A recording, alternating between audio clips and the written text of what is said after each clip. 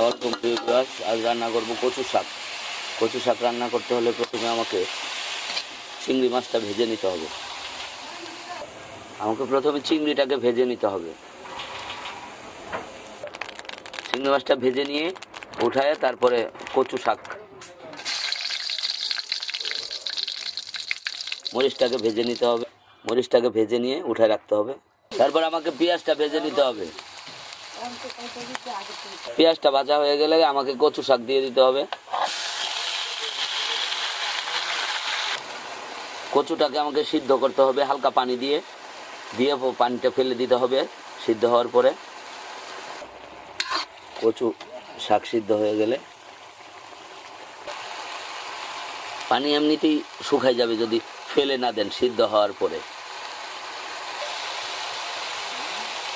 পানি শুকাই গেলে আমাকে চিংড়ি মাছ দিয়ে দিতে হবে। আমাকে চিংড়ি দিয়ে দিতে হবে। ভাজা মরিচটাও গুঁড়া করে দিতে হবে। মরিচটা গুঁড়া করে দিয়ে আমাকে লাড়াচাড়া করতে হবে। ভর্তার মতো করতে হবে আমাকে। এটা চামিচ দিয়ে বাড়ি দিলেই ভর্তা হয়ে যাবে। কচু শাক ভর্তা চিংড়ি দিয়ে ঝটপট রেডি হয়ে যাবে। তারপর ধনেপাতা দিয়ে দিতে হবে। অবশ্যই পানি রাখা যাবে না, শুকনা রাখতে হবে। কারণ হলো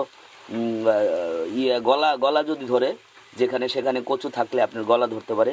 আপনি যদি এখানে পানি রাখেন তাহলে গলা ধরবে না। ধন্যবাদ সবাইকে, পাশে থাকবেন। আসসালামু আলাইকুম।